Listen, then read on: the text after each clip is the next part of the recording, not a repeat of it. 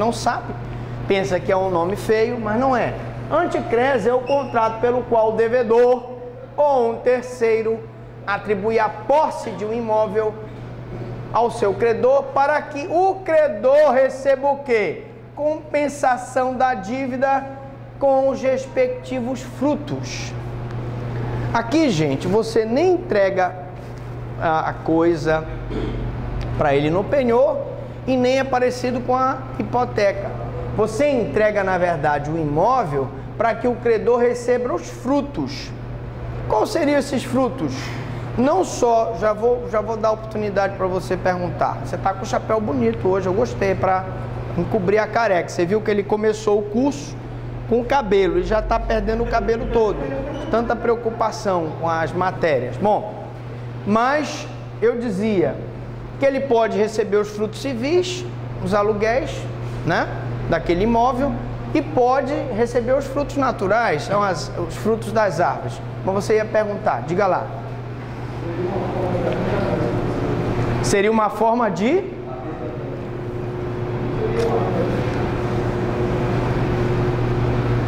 Não é bem um arrendamento, né? Não é bem um arrendamento. Ele é anticrese. Anticrese é esse contrato em que o devedor, ele dá a posse direta do imóvel, mas não a propriedade, não há transferência do domínio. Há só a possibilidade do credor, como forma de pagamento da dívida, receber os frutos. Não seria um arrendamento, tá? A sua garantia, ou seja, a garantia da anticrese, encontra-se na percepção dos frutos, sejam eles civis, sejam eles naturais, possuindo caráter misto por ser direito real de garantia, não há dúvida nenhuma que isso garante o pagamento da dívida, de gozo, porque ele está no direito de gozar e o direito de fruir daquele imóvel, mas não está no direito de dispor. Ele só tem o direito de receber os... Ele pode vender a casa do devedor? Não pode. Só está ali para receber os frutos. Então ele está no direito de garantia, ele tem o direito de gozo e tem o direito real de aquisição, só se o devedor não cumprir a dívida. Também de origem grega, também anticrese é grega, significa contrafruição. Anticrese, anti, contra, crese, fruição. Então, o significado de anticrese é contrafruição, tá? O credor, na posse da coisa, por efeito do pignus. Por que eu botei esse nome? Pignus é um nome que descreve a anticrese. Se vocês virem o pignus, é o instituto da anticrese. Recebe os frutos, o que não ocorre no penhor moderno. Pignus, a senhora nunca tinha ouvido falar de pignus? A senhora nunca ouviu falar no pignus? Está até com dor de cabeça a bichinha, ela tá... Pensou 15 aulas de direito civil com o professor Franklin. Pois bem, mas aqui é tudo que você queria saber sobre direitos reais e nunca teve coragem de perguntar. O que não ocorre no penhor moderno. Lógico que no penhor moderno você não recebe fruto, você recebe diretamente a coisa móvel. Foi proscrita por Justiniano. O Justiniano achava um absurdo os caras darem aquelas propriedades imensas romanas, né? Do Império Romano do Oriente, né? Lá em Constantinopla, lá, é para lá, porque Justiniano já é para lá, não é isso? Não é para cá. Nessa época de Justiniano, Roma já tinha sido engolida pelos povos bárbaros germânicos, né? E combatida pelo direito canônico na época do feudalismo. Mas ela ressurge, né?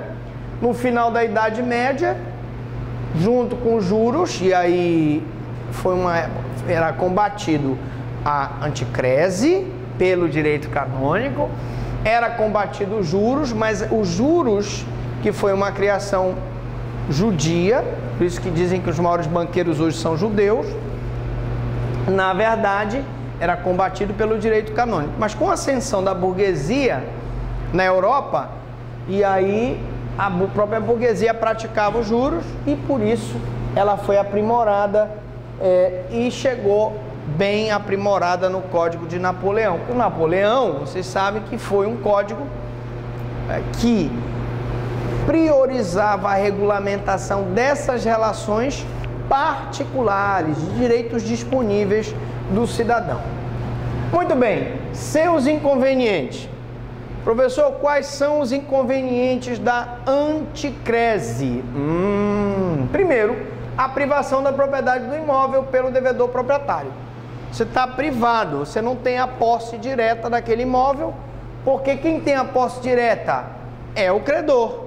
Quem está recebendo os frutos daquele imóvel é o credor, como pagamento da dívida que você contraiu com ele. Segundo, a dificuldade de circulação de bens. Se aquele imóvel é um imóvel anticrético,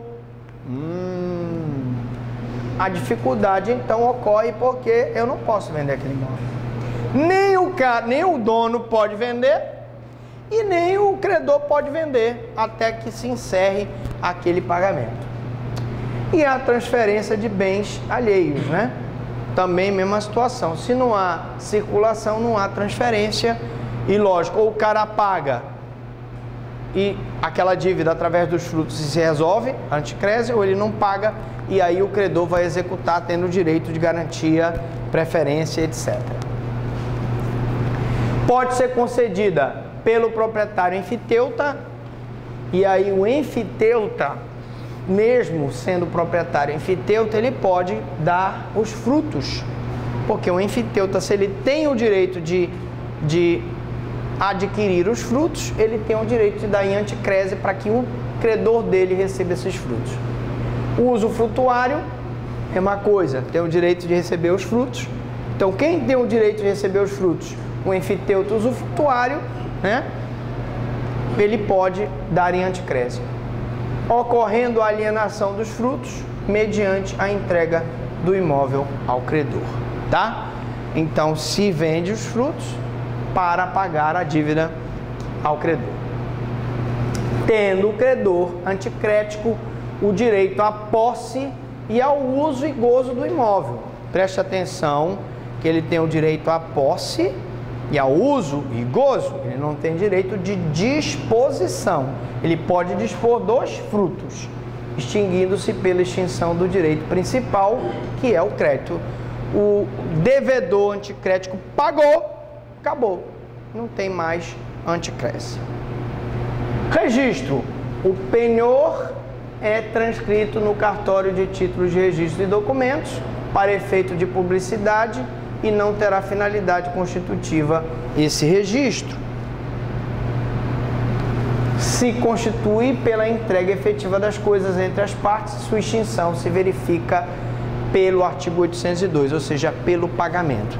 Então, se registra a hipoteca, também se registra o penhor, como forma, não a mesmo requisito aqui, para efeito de publicidade e não terá finalidade constitutiva, porque ele não, na verdade, não vai constituir a empresa, o banco que emprestou em proprietário daquela coisa, pelo menos até que a pessoa pague. Portanto, a sua extinção se verifica com o pagamento da dívida. Pagou a dívida tanto na hipoteca, quanto no penhor, quanto no anticrese, nós vamos perder aquele direito de garantia e o devedor se vê livre daqueles direitos de garantia. Bom, só para nossa informação, a extinção, para terminar a nossa dívida. Extinção. Pagamento da dívida extingue tanto o penhor, a hipoteca, a anticrese. Pelo término do prazo legal, terminou aquele prazo, ele recebeu os frutos, os frutos já pagaram a dívida. Perecimento do bem anticrético. Pereceu, foi uma situação em que o bem foi engolido por uma enchente, aí vai se extinguir a anticrese. E a desapropriação, se o imóvel for desapropriado mediante justa indenização. Renúncia do anticretista, nome da pessoa que tem o crédito é o anticretista, o credor anticrético, né? Pela expulsão de outros credores, quando o anticrético não opuser seu direito de retenção. Ele pode negociar com o devedor para que outro credor fique na qualidade de credor anticretista. Bibliografia usada: Arnold Walt, Direitos Reais; Gomes Orlando, né? Forense; Venosa Silvio de Salvo, Direito Civil; Rodrigues Silvio Rodrigues, Direito Civil, também da Saraiva.